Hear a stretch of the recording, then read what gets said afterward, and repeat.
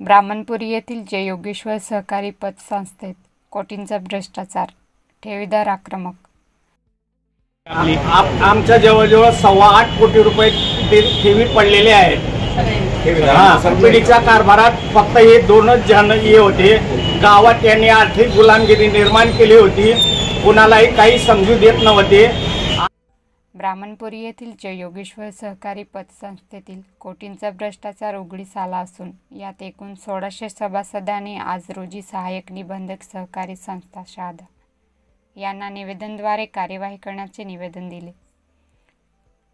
सविस्तर वृत्त असे की जय योगेश्वर सहकारी पतसंस्था मर्यादित ब्राह्मणपुरी तालुका शहादा जिल्हा नंदुरबार या पतसंस्थेने आम्ही सर्वांनी मुदत ठेवी ठेवलेल्या असून सदर पतसंस्थेची 2 वर्षाची आपल्या विभागाकडून चाचणी लेखी परीक्षण त्यात मोठ्या प्रमाणात गैरव्यवहार झालेले दिसून आल्यामुळे संबंधित लेखी परीक्षकाकडून जबाबदार संचालक मंडळ व अधिकारी यांच्यावर गुन्हे दाखल करण्यात आले आहे अशी माहिती मिळाली। त्या अनुषंगाने आमच्या ठेवी असुरक्षित झाल्या आहेत, तरी संबंधितावर सभासद व ठेवीदारांचाच विश्वास संपुष्टात आल्याने आमच्या ठेवी आपल्यामार्फत त्वरित व्याजासह मिळाव्याची या आशयाचे निवेदन देण्यात आले आहे।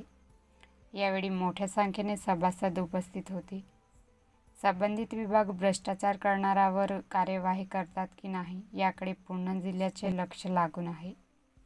गरीब लोक होते, त्यांच्या औषधोपचारासाठी 5-10 लोक अक्षरशः मेले बिचारे। आणि बाकींच्या मुलांचे शिक्षण राहिले, ते गाव सोडून सुरतला वगैरे ये करायला निघून गेले। उपचार त्यांच्या जीवार्थात भरण्यासाठी निघून गेले बिचारे ते।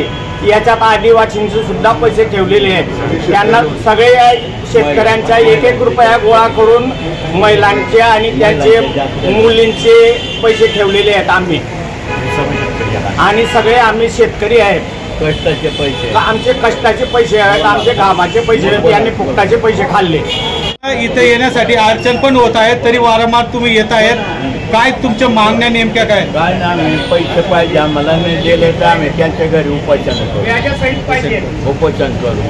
मदत उपायचं बस मग काय करायचं, सगळे म्हातारे लकवा ज्याला ते ज्याला पैसे देते विनंती करून पण सांगतात आम्हाला वरती रस्ते मोकळे आहे, काय यूज करा तुम्हाला व्हायचे। कोण मुख्य सूत्रधार भ्रष्टाचाराचे? कोण? भ्रष्टाचार अजितदास पाटील, अनिल नरोत्तम पाटील, त्यांचे